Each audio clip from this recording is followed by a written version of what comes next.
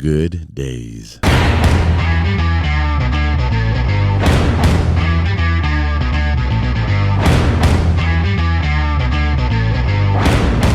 Boom and boom. Welcome to the Good Days podcast with Eddie and Charlie.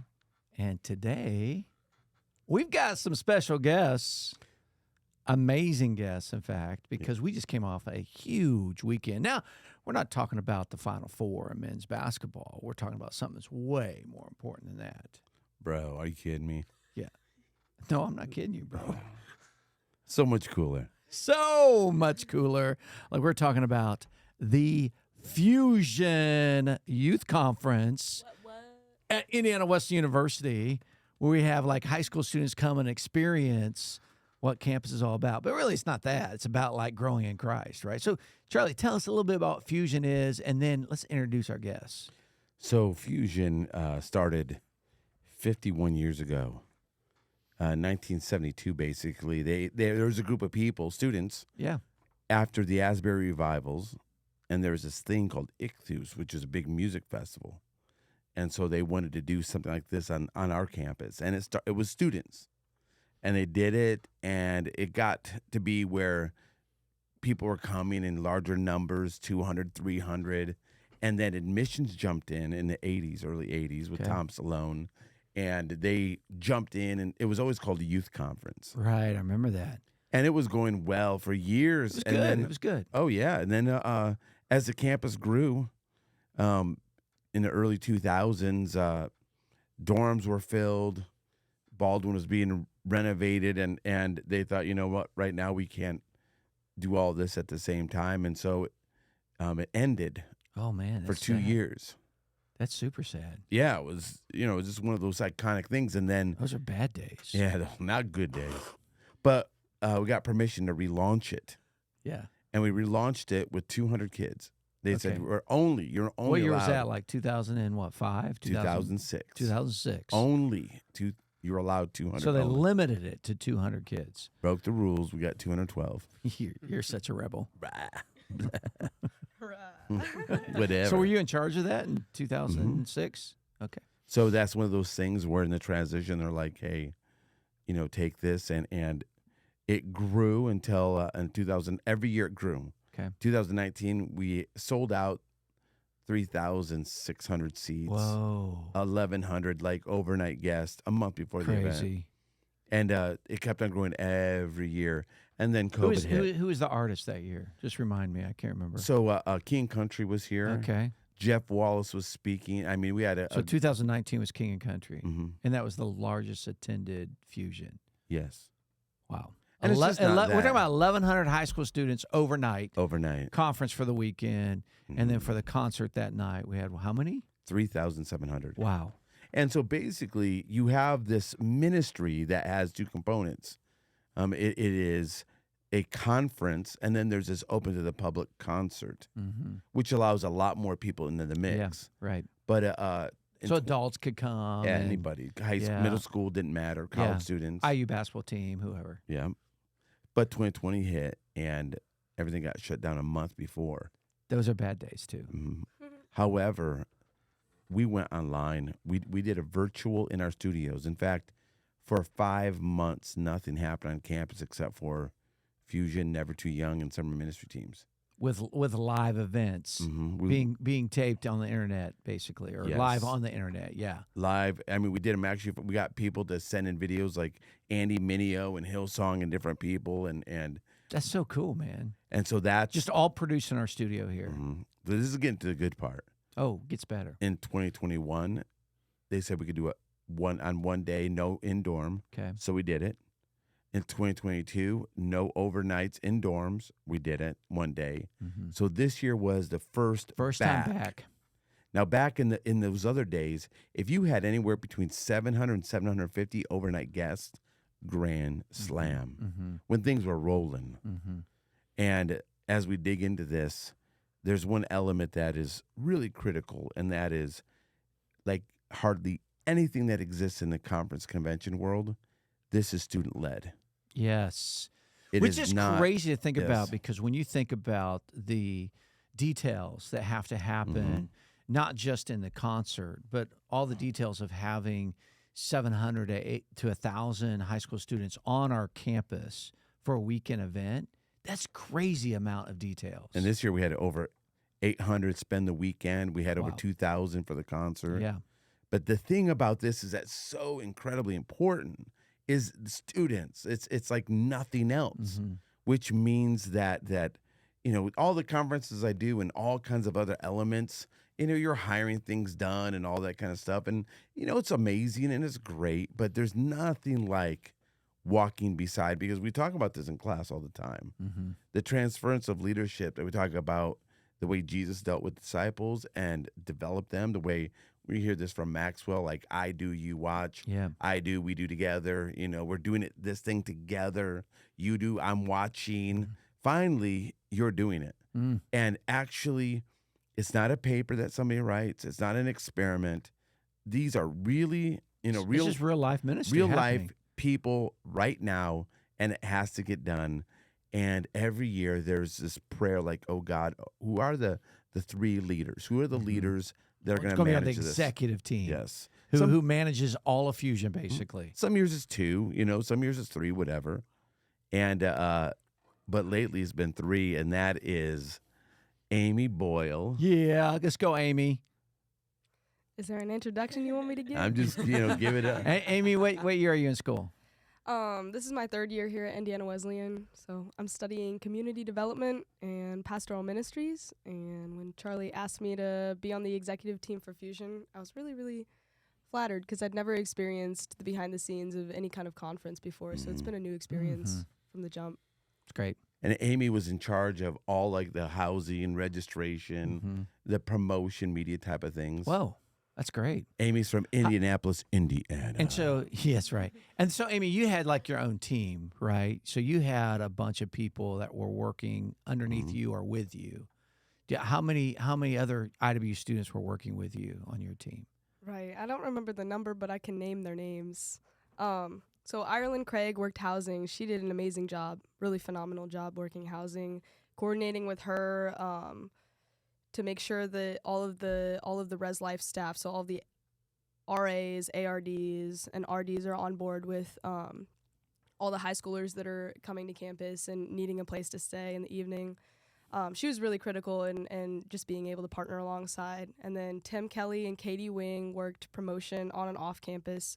So they spent a lot of time papering and postering all of the local businesses and restaurants along that bypass strip, which is really really cool. And then we spent a lot of time just hanging up posters everywhere, all over campus, and sidewalk chalk and posters in random places. And then Matthew Slaughter and Maddie Anima were really, really great in helping out with registration and a lot of the spreadsheet stuff and a lot of the organizational pieces. And then Brianna Weldy did a lot of the social media. So she was in charge of, she was probably the most regular, most consistent role of all of those different moving pieces, just because of the regularity of social media interaction and engagement.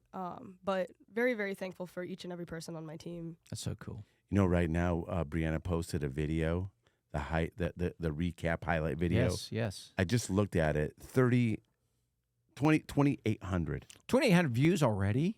Actually, I think it might be 3,800. 3,800. Hey, can our producer double check that number for us, please? I thought it was close to 4,000. We're talking 2 days ago when this finished, so that's pretty phenomenal. And if our listening audience, they want to find, where do they find this video? Well, at the very end, we'll put it out there. Okay, we'll put it out there. But you can give them the Instagram website. Yeah. The Instagram handle is IndWes Fusion, so INDWES Fusion. Follow us on Instagram. There's a little plug. Let's go. So when you think about the leadership, if I have my numbers right, there are some 47 different students that were under her leadership during the event that are running people around, RAs, all kinds of stuff. So you have one zone that's at housing, that registration. Paula Ray from San Diego, California. Let's go, Paula. And you gotta get close to your mic now. Paula's over all like the seminars. She's doing all of the activities. You know, that's all happening all weekend. And by the way, the seminar lineup was amazing. I heard it was phenomenal. Massive. You know, so we had a great lineup in the in the building, for the sessions and the concert, Yeah. but man, and all the activities. So Paula from the Big SD, and by the way, she's in mourning today, as am I, because Oh, the We Aztecs. are. losing. SDSU. Yeah. That's rough, dude. They can't shoot. Sorry. They just can't Hey. shoot the ball. That last Hey. night they couldn't. No. Don't be mean. They can play. They can play defense though, and That man, was they're rough last night. shredded. Those guys are huge. They are, yeah. That's right. Anyway, I love their attitudes though. I mean, sorry, I'm off and on tangent, but their attitudes were phenomenal the whole game. They could have whined and complained. They didn't. They took it like men. Bro, there were 5 points with what, 5 minutes left? Yeah, no, it was like 2.5 minutes. They got Yeah, it to 5. It Yeah, was right there. and they got the ball back and then couldn't deliver. Mm. That's sad. It's really sad. So Paula, what was your fun? I mean, you had some pretty amazing happenings on campus, especially at Friday night in the height of all the activity. Yeah. It was crazy. Yeah. Do you want me to talk about the crazy stuff that happened? Or the good stuff. Okay, we'll talk about it all. Yeah, it was amazing. We got to have a silent disco on Friday night. We got to do Super fun.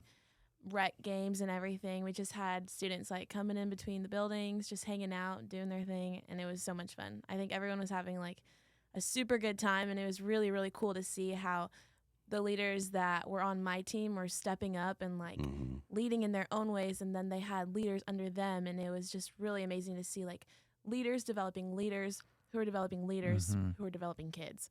It's like I think that's what it's all about. It's just like seeing that leadership like continue to be growing and like people learning new skills, and it was really special to watch. Yeah. Mm. You know, one of the things, because I can interact a little bit here, because Paolo was in charge of me, because I got to teach in a seminar, and the thing I was blown away, like, you know, Charlie, you and I, we've spoken all over the United States and probably all over the world for that matter, but you know, hosting a speaker is an art. You know, the way you treat the speaker, how you communicate with the speaker, prior to the event, after the event, during the event. And Paula and her team, man, I felt like I was treated so well. Great communication up front. I wasn't the greatest at getting her feedback quickly, but Like great. 3 weeks late. hey, wait a second. Can we cut that? Can we edit this from the podcast? Boom. Nick, come on, help me out here. Okay. And then it was really cool at the seminar. Do you know they gave us like a little basket of goodies? It was like crazy. They went around, gave us a little basket of goodies, and then we had like someone introducing us for each of the seminars and things. I was not expecting that. You know, we had a person who was a host, a person that was introduced us, and this person walking around giving us these little goodie bags, and it was amazing. So I want to say thank you for that. I appreciate it. Yeah, for sure. It was fun, and it was cool to see how like people were stepping up and like making those ideas on their own. Like, oh, we should have someone introduce them, or we should give them a gift, and like all those certain things that you like don't think about really, but just kind of elevate the experience, not only just for you guys, but like for the students. Makes it all so much better. Yeah. And I was really impressed by high school students who came because I know the weekend is packed. It's packed with all kinds of great stuff. You know, from the rallies to the concert to the seminars to the games. I mean, you're just going nonstop. And in my seminar, those high school students were engaged. They were locked in, engaged. They're wanting to learn. And when I talked to them afterwards, they had a blast. Like, they love Fusion, and they're so glad that we're back on campus. And they're locked in, and it's such a great event for them spiritually, personally. But it's a great event for our campus because our leaders get to grow, and it's promoting the university. That's kind of a side thing. We really want to see them grow in Christ, but that happens anyway too. Yeah. And then she Very got a curveball about 9:30. 9:30? I can't remember. I mean, sorry. 11:30? 11:30. Because I was on campus at 11:30, and it started going nuts. Tell us what happened. Yeah, well, basically, the weather had been a little crazy beforehand, but we weren't too worried about it because, you know, the show goes on. So we were watching it, making sure everything was going to be okay. There were some parents who were worried, but I was telling people, like, if something big is about to happen, you'll know. You don't need to worry right now. We're just going to, like, continue going on as normal. And then out of nowhere, Charlie comes running into the silent disco, and he's like, everyone's got to leave right now. And I'm like, what is happening?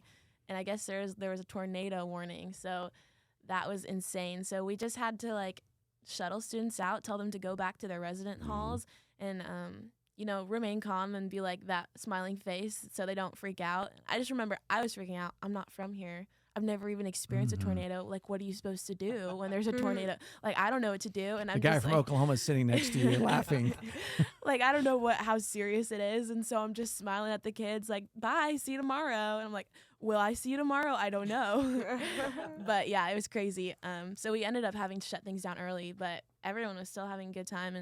And yeah, we came back after that, after everything had passed, and we cleaned everything up. And I mean, to me, that was the craziest part of, I had sent all the volunteers home. I'm like, go home. And then they all came back to help me clean up and like to help our team like get it together. And it's just like, how are there so many good people? How are there so many servant-hearted people around that are just willing to like, after a storm, go back out and clean everything up? And so that was amazing to me. Yeah, there's actually a tornado touchdown about 5 to 7 miles west of us. Yeah. And then half the campus lost power. Oh yeah. So that was kind of crazy with then in half the campus not having power and the event still going on. Well, the behind the scenes is we were in constant contact with the authorities, and they were the ones who were in constant contact with me, and they're the ones that are like, keep running it, keep going. And then our campus director of all security, police, all safety, finally said, at this point, let's send them back to their dorms. But do it quickly. And so we in other words, we don't make let's roll. We did everything according exactly like we talk about in class. Yep. So we talk about safety this, protocols and those safety, and it worked very well. And it's hard for people to trust, especially we found this, older people, when they see a college student said, you need to do this now, head back to your dorms, because we knew those protocols.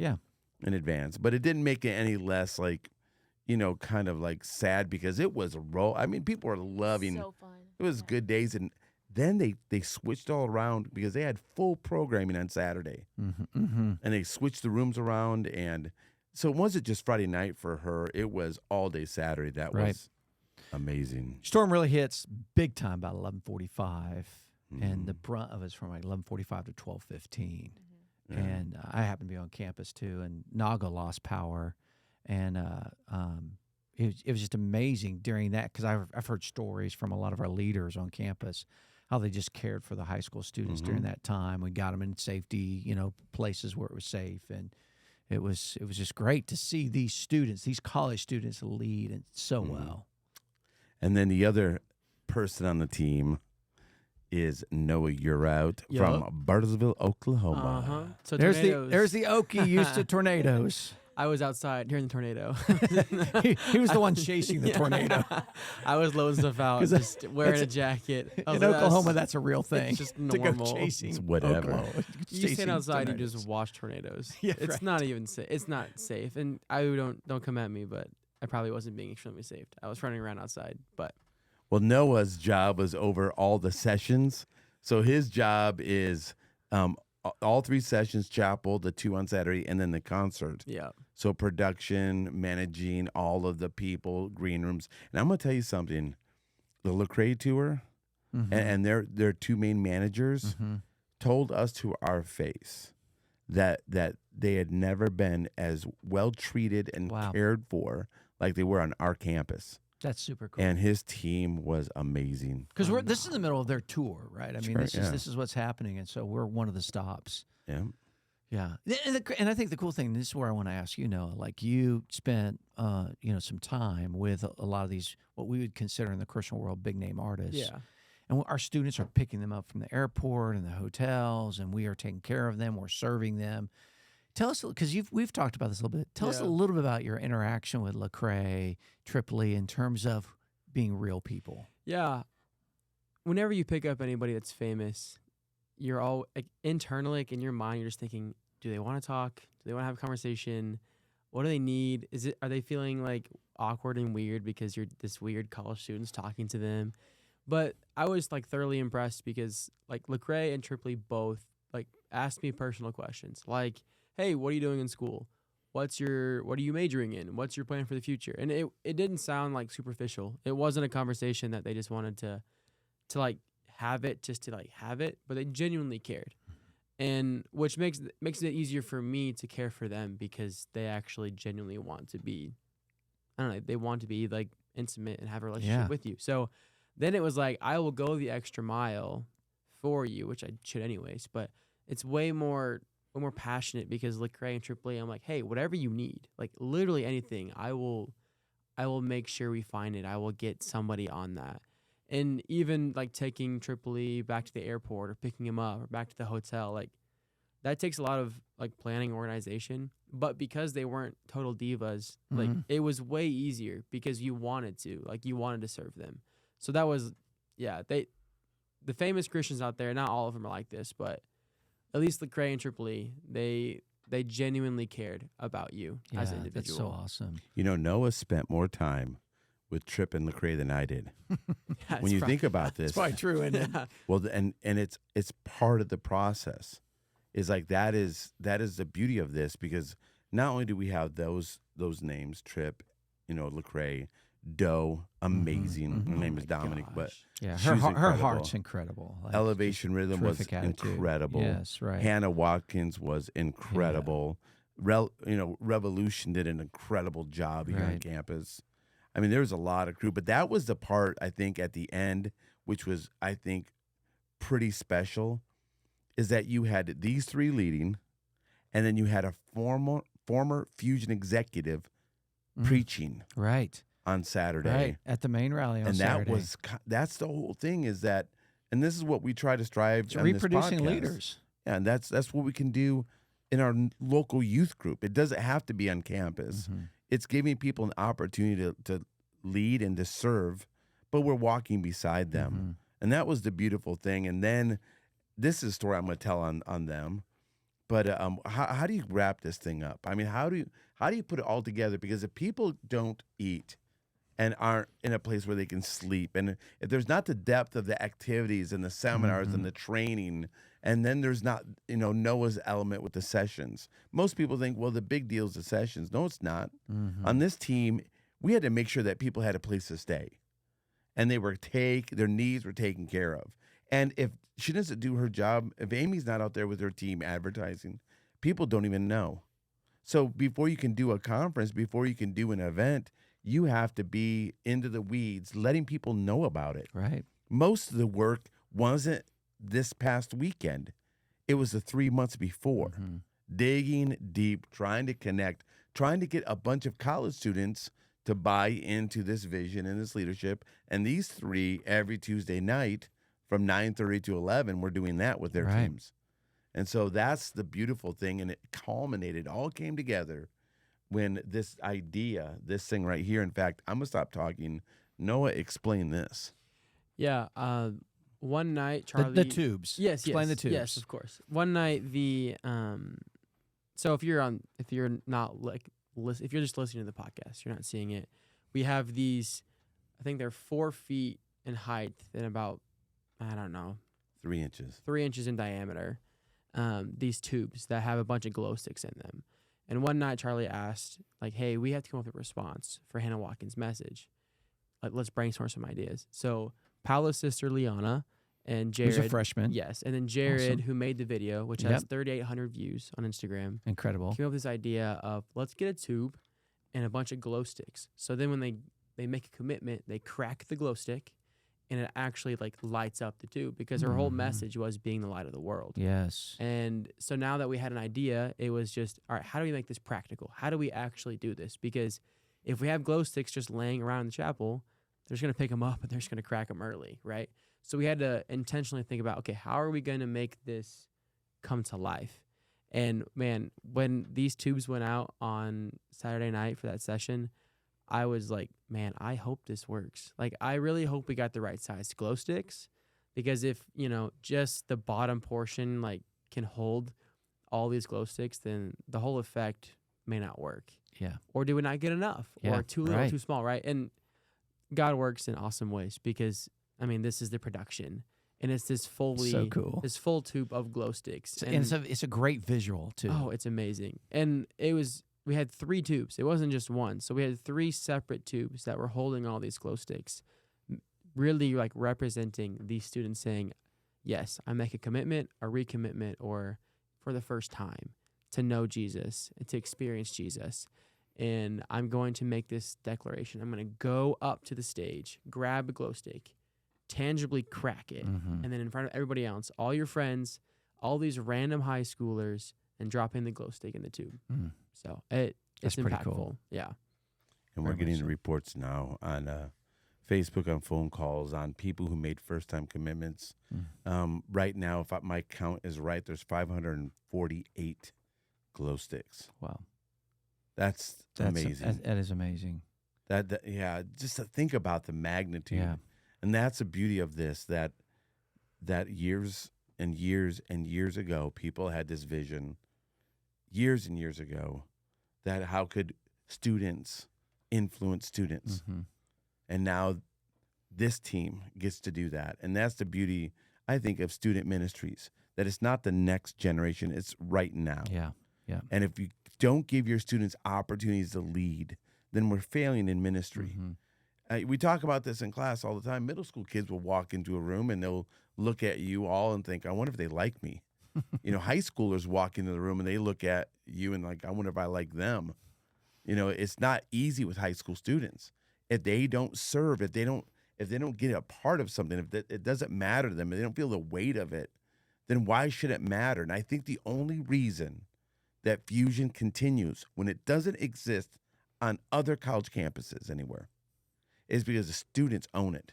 Mm-hmm. And if the students stop owning it, then what's the point? Mm. I mean, we can go do another conference somewhere else and we'll Mhm. just become promoters. Right. But it's not about that. It's about these students leading their peers, Mm-hmm. caring about the generation that's in high school right now.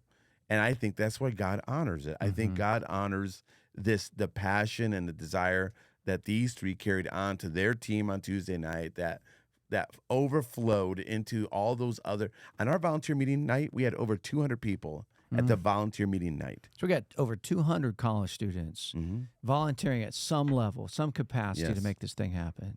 My question is to you guys, and either one of you, any of you can answer it or multiple. What this leadership role and diving into Fusion, and because your meeting started 3 months ago or however long ago it was, what has this done for you in terms of your own leadership, your own spiritual growth, your own capacity to learn and grow? What has that done for you? Oh, Go all for it. right. I think a major thing that I've learned in terms of my role with registration and housing, so more of the administrative side of leadership, has been the importance of delegating. I tend to be someone who's like, I've got it all, high capacity. I don't need to ask for anyone's help. I can do it. But with a role like on campus and off campus promotion, where you really need to rely on the skills and the gifts of other people and their dedication, it was a really humbling experience to see how the volunteers that I was working alongside were so dedicated and so bought into the vision of seeing high schoolers who desired to encounter God in this way, and to have the potential of them exploring or discovering a call to ministry too. For me, it was also just to in a more real way. It was challenging, feeling a little bit far removed from more of the interpersonal connections that were happening while students were on campus. It was challenging for me to feel like, wow, even though I see that there are over 800 people here, for Fusion specifically during the conference throughout the weekend, well, what personal impact is this making if I don't get to have a conversation with a student and hear how this session is impacting them, or talk to a youth pastor and just hear the difference that it's making in the morale of their youth group, making sure that they have a safe place to sleep at night and a meal to eat. That's essential. But it's also just immensely encouraging to find those small pockets and moments of encouragement in the encounters of meeting the people who you're serving before you even meet them. So yeah, I think I've learned the importance of delegation, but I've also learned the value of putting a face to a name, and getting to know like someone as not just a name on a spreadsheet somewhere, but someone who's like actually bearing God's image in the flesh, like attending this, sweating in the gym, like running back in the rain, like, so yeah. That's cool. Noah, Paula. Sweet. Yeah. It's some of the most practical ministry you'll ever experience in your life because you're just doing it. And as my role is very much just wait until the week before, and then you don't leave the chapel. And in the middle of Fusion, like right before it started, I also like lost a loved one.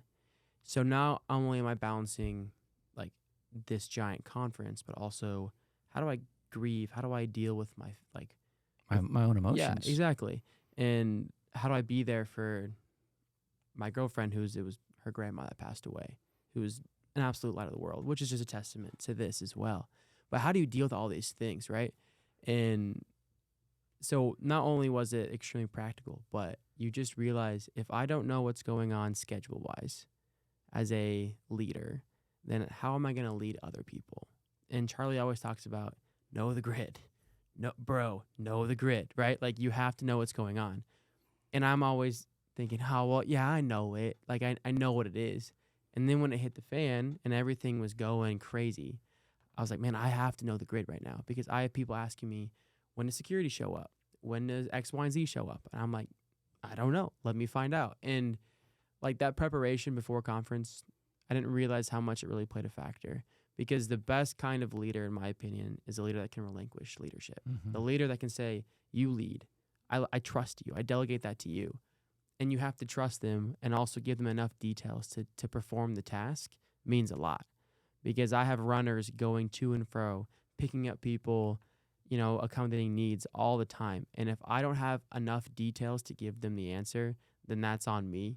And that means something is falling short because I don't know what's going on. And so preparation means a lot, especially as all these meetings take place. Not only are you knowing what's going on, but you're also building a culture.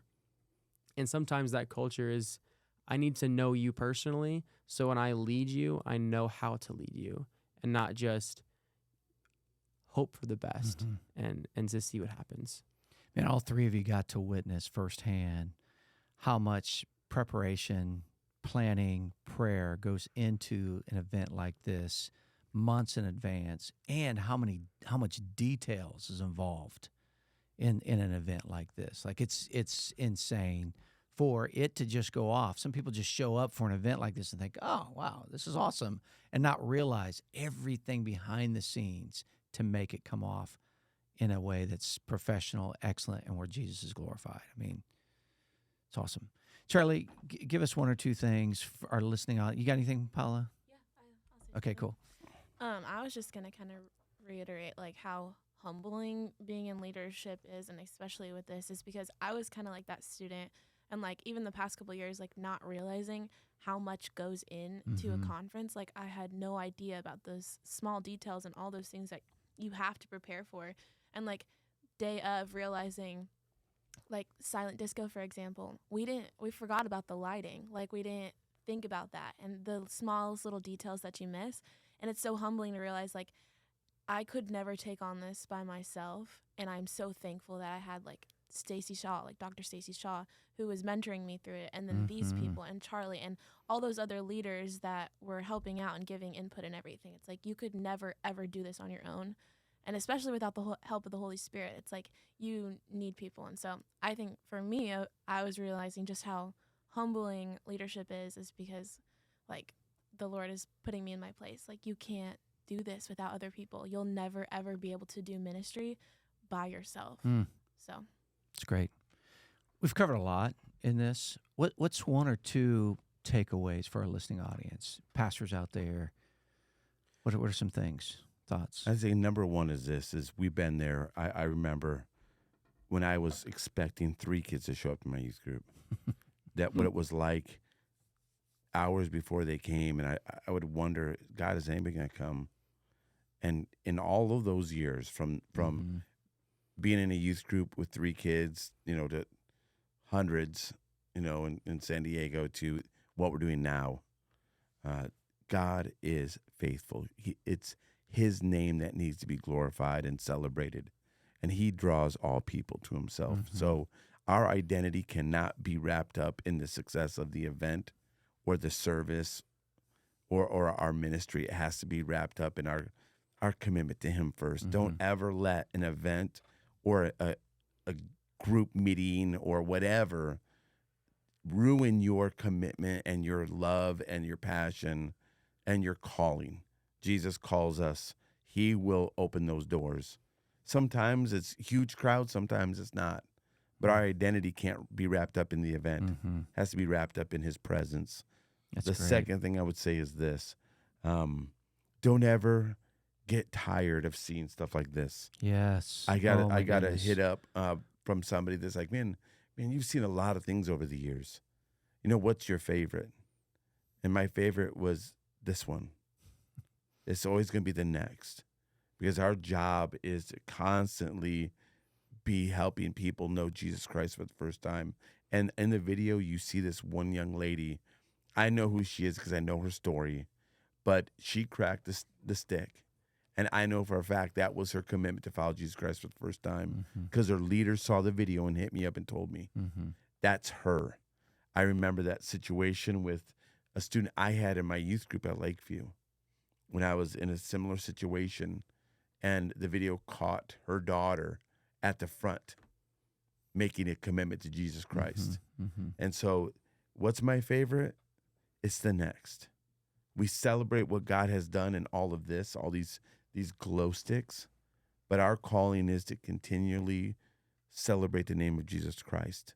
And so what I love is these three people represent another 22 that would meet on Tuesday nights, which represents another 200 that were volunteers, which represents our student body here at this university, which represents ministry that will continue to grow way after you and I are gone. Yeah.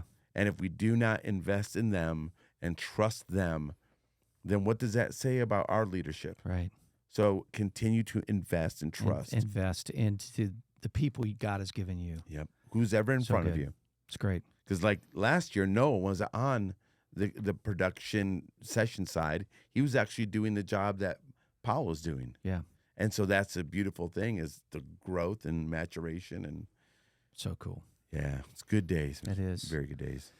Amy, Paula, Noah, thanks for joining us. Great leaders. Can you join us in our finale of how we end this? Of course. Can you? Of course. I'll start it. We'll go to Noah. Charlie will end it. Thanks for listening to us today. This is the Good Days Podcast. Boom. Boom. Boom. Boom. And boom.